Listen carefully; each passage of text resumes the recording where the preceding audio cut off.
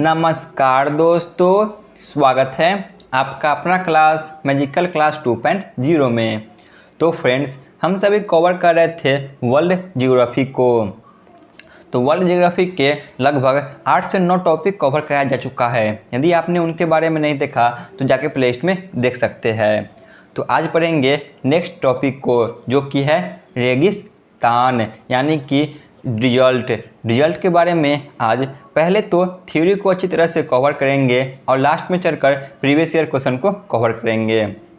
तो पहले आप इन सभी थ्योरी को अच्छी तरह से देखें और लास्ट में चलकर प्रीवियस ईयर क्वेश्चन को अटेम्प्ट करें, जिससे आपको ये टॉपिक आसानी से याद हो जाएंगे। जो विश्व की प्रमुख रेगिस्तान हैं उनके बारे में आज कवर कर लेंगे। चलिए क्लास की शुरुआत करते हैं। सबसे पहले देख लेते हैं रेगिस्तान कहते किसे है।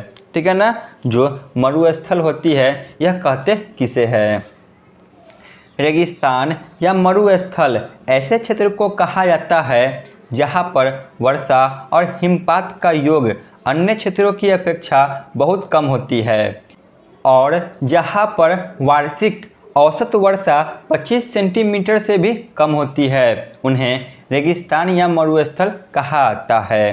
ठीक है ना, रेगिस्तान ऐसे क्षेत्रों को कहा जाता है जहां पर वर्षा काफ़ी कम होती है, यानी कि जहां पर वार्षिक औसत वर्षा 25 सेंटीमीटर से भी कम होती है, उस स्थल को रेगिस्तान कहा जाता है। ठीक है ना, उम्मीद है आपको समझ में आ गया होगा। आगे चलते हैं।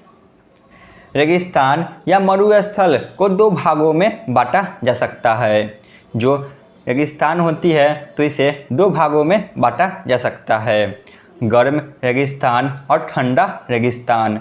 ठीक है ना, जो रेगिस्तान होती है ये 2 प्रकार के होते हैं, गर्म रेगिस्तान और ठंडा रेगिस्तान। जो गर्म रेगिस्तान है तो इसका उदाहरण है सहारा रेगिस्तान, और जो ठंडा रेगिस्तान है तो इसका उदाहरण है अंटार्कटिका रेगिस्तान। तो चलिए देख लेते हैं आगे। रेगिस्तान में पाई जाने वाली वनस्पतियाँ। जो रेगिस्तान में पाई जाती है वनस्पति, इनके बारे में देख लेते हैं। तो मुख्यतः तौर पे रेगिस्तान में कैक्टस, खजूर आदि जैसे वनस्पति पाए जाते हैं। ठीक है ना, रेगिस्तान में मुख्यतः तौर पे कैक्टस, खजूर यही सब पाए जाते हैं। रेगिस्तान में पाए जाने वाले वनस्पति कांटेदार, नुकीली पत्तियाँ और गहरी जले वाली होती है। जो रेगिस्तान में वनस्पति पाए जाते हैं तो इनमें कांटेदार, नुकीली पत्तियाँ और गहरी जड़ें होते हैं, जो कि कैक्टस, खजूर आदि देखने को मिलती है। तो चलिए देख लेते हैं जितने भी महत्वपूर्ण विश्व के मरुस्थल हैं जो एग्जाम में बार बार पूछे जाते हैं, उन सभी को। एशिया महाद्वीप की प्रमुख मरुस्थल पहले देख लेते हैं। जो एशिया महाद्वीप की प्रमुख मरुस्थल है इनके बारे में। सबसे पहले है थार मरुस्थल। यह भारत पाकिस्तान की सीमा पर स्थित है। जो थार मरुस्थल है तो यह भारत और पाकिस्तान की सीमा पर स्थित है। यह भारत का सबसे बड़ा मरुस्थल है। जो थार मरुस्थल है तो यह भारत और पाकिस्तान की सीमा पर स्थित है। वही यह मरुस्थल जो कि भारत का सबसे बड़ा मरुस्थल है, जो कि भारत के राजस्थान क्षेत्र में देखने को मिलता है। पाकिस्तान में थाल मरुस्थल के भाग को चोलिस्तान कहा जाता है। जो थार मरुस्थल है, जो इसका भाग पाकिस्तान में पड़ता है, तो इस मरुस्थल को वहाँ चोलिस्तान कहा जाता है। ठीक है ना, आगे चलते हैं। अब देख लेते हैं टकला माकन मरुस्थल। टकला माकन मरुस्थल के बारे में देख लेते हैं। टकला माकन मरुस्थल जो कि चीन का सबसे बड़ा मरुस्थल है। जो टकला माकन मरुस्थल है तो यह चीन में स्थित है और यह चीन का सबसे बड़ा मरुस्थल है। इसे खंडहरों का स्थान या मृत सागर के रूप में भी जाना जाता है। जो टकला माकन मरुस्थल है तो इसे खंडरों का स्थान या मृत सागर के रूप में भी जाना जाता है, जो कि चीन में स्थित है और यह चीन का सबसे बड़ा मरुस्थल है। अब है गोबी मरुस्थल मोस्ट वीवीआई।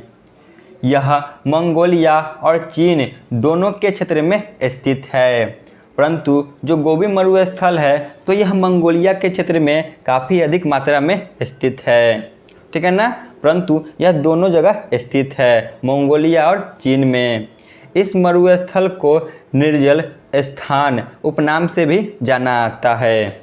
जो गोबी मरुस्थल है तो इन्हें निर्जल स्थान उपनाम से जाना जाता है। 2 कुबर वाले बैक्टीरियन ऊंट गोबी मरुस्थल में ही पाए जाते हैं। जो 2 कुबर वाले बैक्टीरियन ऊंट होते हैं, फिगर में भी देख सकते हैं, तो इस प्रकार के ऊंट जो कि गोबी मरुस्थल में पाए जाते हैं। यह मरुस्थल एशिया का सबसे बड़ा मरुस्थल है। जो गोबी मरुस्थल है तो यह एशिया का सबसे बड़ा मरुस्थल है। वही भारत का सबसे बड़ा मरुस्थल देखा जाए तो वह है थार मरुस्थल। आगे चलते हैं। अब है सहारा मरुस्थल, जो कि अफ्रीका महाद्वीप के अंतर्गत आती है। इनके बारे में देख लेते हैं। सहारा मरुस्थल दुनिया का सबसे बड़ा और गर्म मरुस्थल है। जो सहारा मरुस्थल है तो यह दुनिया का सबसे बड़ा और साथ में ही सबसे गर्म मरुस्थल है। सहारा मरुस्थल अफ्रीका महाद्वीप में स्थित है और इसकी सीमा 11 देश के साथ लगती है।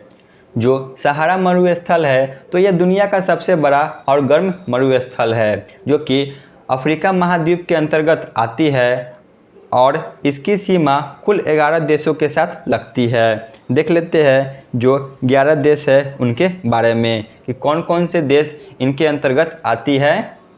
तो वह है अर्जीलिया, दूसरा है चाड, फिर आती है लीबिया, माली, मॉरिटानिया, नाइजर, सूडान, ट्यूनीसिया, मिस्र, मोरक्को और पश्चिमी सहारा। तो ये प्रमुख 11 देश जो कि सहारा मरुस्थल के अंतर्गत आती है, ठीक है ना।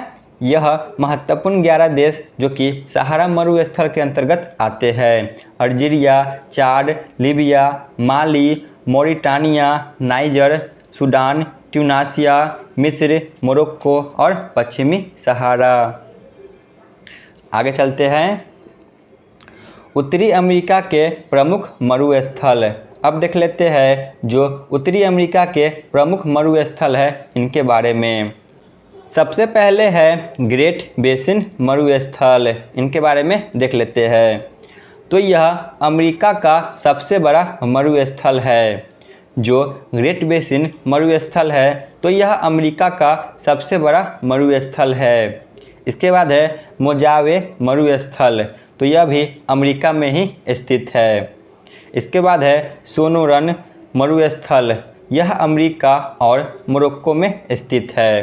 तो ये प्रमुख जो कि उत्तरी अमेरिका के मरुस्थल है: ग्रेट बेसिन मरुस्थल, मोजावे मरुस्थल, सोनोरन मरुस्थल।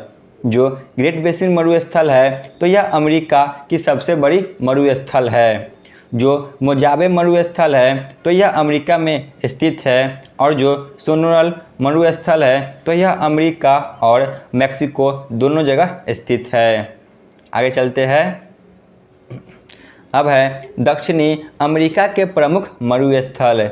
जो दक्षिणी अमेरिका के प्रमुख मरुस्थल है इनके बारे में देख लेते हैं। पहला है अटाकामा मरुस्थल। यह मरुस्थल चिली में स्थित है। जो अटाकामा मरुस्थल है तो यह चिली में स्थित है। यह दुनिया का सबसे शुष्क रेगिस्तान है, मोस्ट वीवीआई। जो अटाकामा मरुस्थल है तो यह दुनिया का सबसे शुष्क रेगिस्तान है। इसके बाद है पेंटागोनिया मरुस्थल। पेंटागोनिया मरुस्थल जो कि अर्जेंटीना में स्थित है। जो पेंटागोनिया मरुस्थल है तो यह अर्जेंटीना में स्थित है। तो ये थे दक्षिणी अमेरिका के प्रमुख मरुस्थल: अटाकामा मरुस्थल और पेंटागोनिया मरुस्थल। आगे चलते हैं। अब है ऑस्ट्रेलिया महाद्वीप के प्रमुख मरुस्थल। देख लेते हैं जो ऑस्ट्रेलिया महाद्वीप के अंतर्गत प्रमुख मरुस्थल आते हैं इनके बारे में। इस महाद्वीप के 3 प्रमुख मरुस्थल निम्नलिखित है। पहला है ग्रेट सैंडी मरुस्थल, दूसरा है गिब्सन मरुस्थल और तीसरा है ग्रेट विक्टोरिया मरुस्थल। तो यह तीनों मरुस्थल जो कि ऑस्ट्रेलिया महाद्वीप के अंतर्गत आती है। ग्रेट सैंडी मरुस्थल, गिब्सन मरुस्थल और ग्रेट विक्टोरिया मरुस्थल। आगे देखते हैं। अब देख लेते हैं कुछ बचे हुए जो मरुस्थल है इनके बारे में। दस्त-ए-लूट मरुस्थल, यह मरुस्थल जो कि ईरान में स्थित है। दस्त-ए-काबिर मरुस्थल, यह भी ईरान में ही स्थित है। जो दस्त-ए-लूट मरुस्थल है और जो दस्त-ए-काबिर मरुस्थल है यह दोनों ईरान में स्थित है। इसके बाद है काराकुम मरुस्थल जो कि तुर्कमेनिस्तान में स्थित है। और अंतिम मरुस्थल है काराहारी मरुस्थल जो कि बोत्सवाना में स्थित है, जो कि दक्षिण अफ्रीका के अंतर्गत आती है। ठीक है ना। कालाहारी मरुस्थल जो कि बोत्सवाना में स्थित है, दक्षिणी अफ्रीका में। तो यहाँ पे जितने भी मरुस्थल थे ये सभी कवर हुए। तो चलिए जितने भी महत्वपूर्ण तथ्य हैं उन सभी को देख लेते हैं। महत्वपूर्ण तथ्य जो एग्जाम में बार बार पूछे आते हैं। दुनिया का सबसे बड़ा ठंडा मरुस्थल कौन है? तो दुनिया का सबसे बड़ा ठंडा मरुस्थल जो कि अंटार्कटिका मरुस्थल है। ठीक है ना।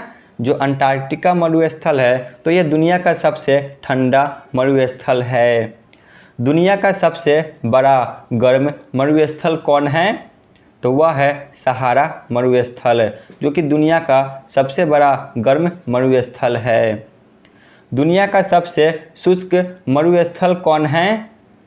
तो दुनिया का सबसे शुष्क मरुस्थल जो कि अटाकामा मरुस्थल है।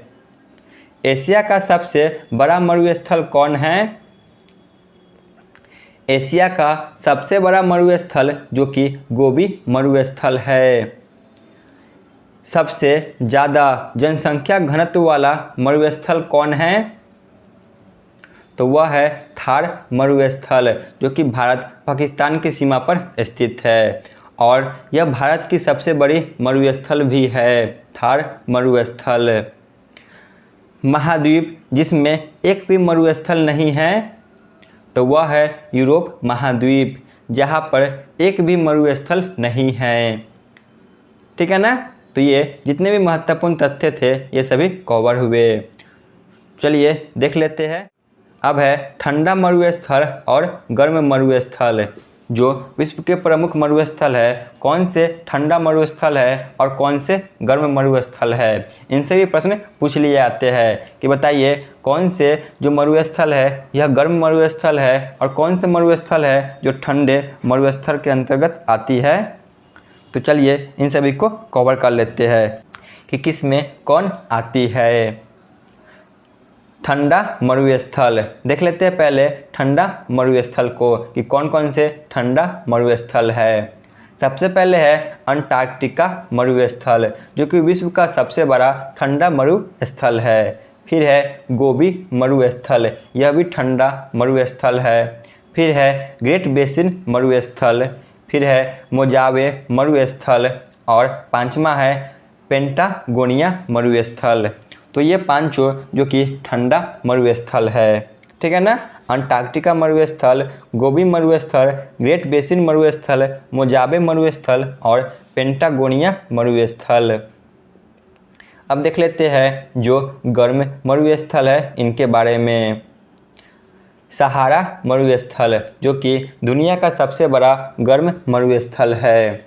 इसके बाद है कालाहारी मरुस्थल, दस्त-ए-रूट और दस्त-ए-काबिर मरुस्थल, थार मरुस्थल, टकलामाकन मरुस्थल, सैंडी, गिब्सन और विक्टोरिया मरुस्थल।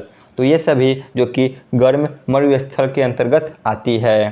ठीक है ना। उम्मीद है आपको ये सभी याद हो गया होगा कि कौन से गर्म मरुस्थल है और कौन से ठंडे मरुस्थल है। तो यहाँ पे जितने भी थ्योरी थे ये सभी कवर हुए। चलिए चलते हैं प्रीवियस ईयर क्वेश्चन पे। पहला प्रश्न है, निम्नलिखित में से रेगिस्तान में पाए जाने वाले वनस्पति कौन हैं? तो ऑप्शन सी यह दोनों, कैक्टस और खजूर। थार मरुस्थल भारत के किस राज्य में स्थित है? तो ऑप्शन ए राजस्थान में। खंडहरों का स्थान या मृत्यु सागर के नाम से किस मरुस्थल को जाना जाता है? तो वह होगा ऑप्शन डी टकलामाकन मरुस्थल।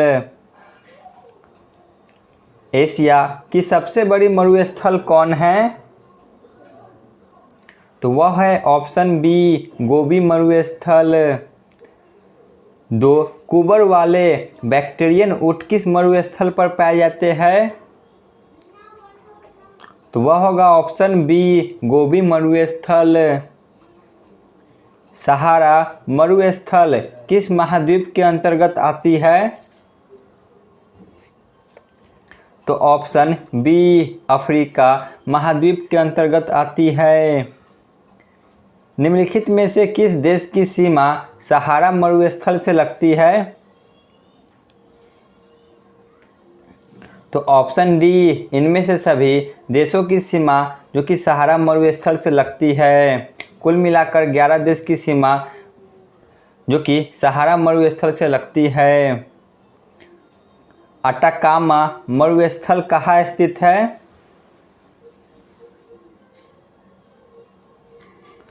अटाकामा मरुस्थल कहाँ स्थित है? अटाकामा मरुस्थल ऑप्शन ए चिली में स्थित है। विश्व की सबसे बड़ी ठंडा मरुस्थल कौन है? विश्व का सबसे बड़ा ठंडा मरुस्थल ऑप्शन ए अंटार्कटिका मरुस्थल है। किस महाद्वीप में एक भी मरुस्थल नहीं है? तो ऑप्शन डी यूरोप महाद्वीप में। तो यहाँ पे हमारी क्लास समाप्त होती है। आप लोग कमेंट में जरूर बताएं कि आपको यह क्लास कैसा लगा। धन्यवाद।